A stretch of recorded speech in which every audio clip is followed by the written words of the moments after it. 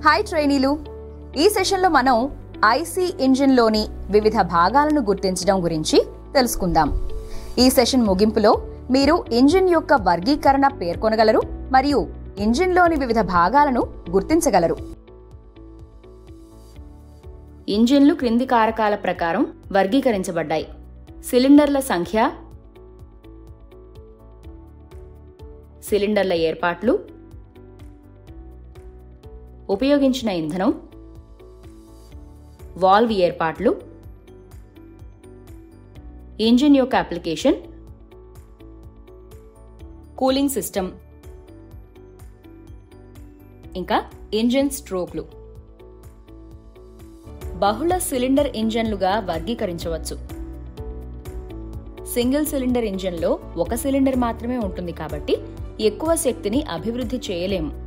ఇది సాధారణంగా స్కూటర్లు మరియు మోటార్ సైకిల్స్ వంటి ద్విచక్ర వాహనాల్లో మాత్రమే ఉపయోగించబడుతుంది.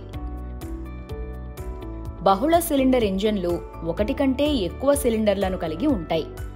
2 సిలిండర్ ఇంజన్లను సాధారణంగా ట్రాక్టర్లలో ఉపయోగిస్తారు. కార్లు, జీపులు మరియు ఇతర వాహనాలలో 3 లేదా 4 సిలిండర్ ఇంజన్లను ఉపయోగిస్తారు. భారీ వాహనాల్లో 6 సిలిండర్ ఇంజన్లను ఉపయోగిస్తారు.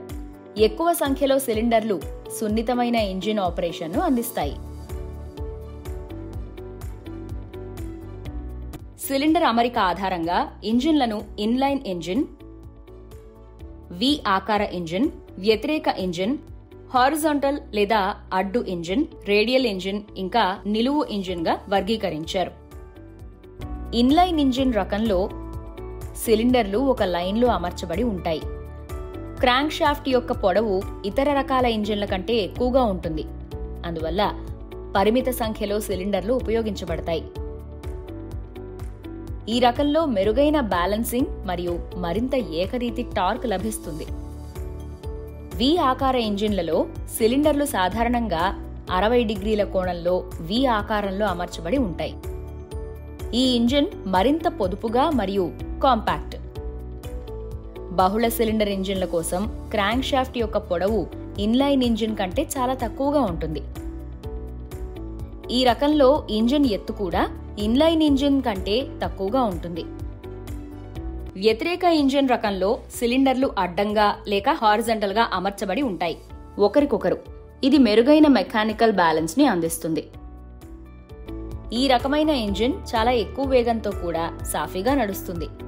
ఇది అధిక అవుట్పుట్ ను కూడా ఇస్తుంది. ఇంజిన్ యొక్క పొడవు చాలా ఎక్కువ కాబట్టి ఇంజిన్ను వాహనంలో అడ్డంగా ఉంచాలి.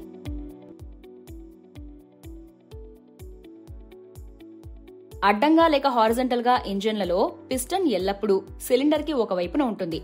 ఇంజిన్ పిస్టన్ యొక్క స్ట్రోక్ అడ్డంగా లేక హారిజాంటల్ గా ఉన్నందున పరస్పర భాగాల అంతర్గత శక్తులు అంటే ప్రాథమిక ఇంకా ద్వితీయ శక్తులు కలిసి వాహనం యొక్క చట్రం ఫ్రేమ్ కు ప్రేరణను అందిస్తాయి. సిలిండర్ హెడ్ వాహనం ముందు వైపు ఉంటే ఇంజిన్ నుండి డ్రైవింగ్ పల్స్ పొందబడుతుంది. రేడియల్ ఇంజిన్ రకంలో సిలిండర్లు రేడియల్ గా అమర్చబడి ఉంటాయి. ఈ రకమైన ఇంజిన్ పొట్టిగా, తేలికగా మరియు మరింత దృఢంగా ఉంటుంది. ఇది దృఢంగా ఉన్నందున అధిక ఇంజిన్ వేగం సాధ్యమవుతుంది. అలాగే అధిక దహన ఒత్తిడిని పొందవచ్చు. ఇది అధిక ఇంధన సామర్థ్యానికి దారితీస్తుంది. రేడియల్ టైప్ ఇంజన్లు ఎక్కువగా విమానాలలో ఉపయోగించబడతాయి.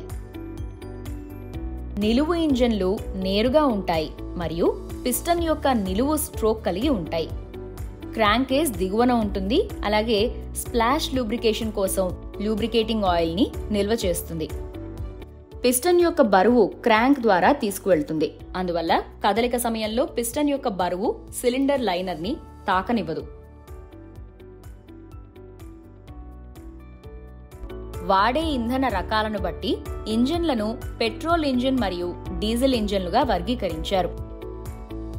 వాల్వ్ అమరికల రకాల ఆధారంగా ఇంజిన్లను F head, I head, L head మరియు టీ హెడ్ ఇంజిన్ గా వర్గీకరించారు. ఇంజిన్ యొక్క అప్లికేషన్ ఆధారంగా స్థిరమైన మరియు వేరియబుల్ స్పీడ్ ఇంజిన్ గా ఇంజిన్లు మరింత వర్గీకరించబడ్డాయి. శీతలీకరణ వ్యవస్థ ఆధారంగా గాలి మరియు నీరు చల్లబడే ఇంజిన్గా వర్గీకరించబడింది. ఇంజిన్ స్ట్రోక్ల ఆధారంగా 4 స్ట్రోక్, 2 స్ట్రోక్ మరియు రోటరీ ఇంజిన్గా వర్గీకరించబడింది. ఇప్పుడు ఇంజిన్లోని వివిధ భాగాలను గుర్తించండి. జాబితా చేయబడిన సాధనాలు లేదా పరికరాలు లేదా యంత్రాలు మరియు పదార్థాలు తక్షణమే అందుబాటులో ఉన్నాయని నిర్ధారించుకోండి.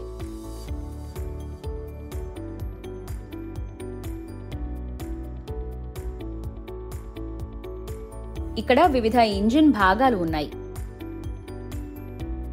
Radiator, air cleaner, fuel pump, carburettor, dipstick, dynamo,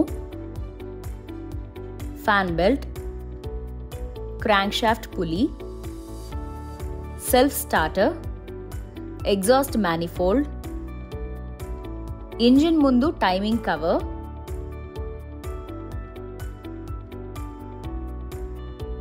fly wheel మరియు హౌసింగ్,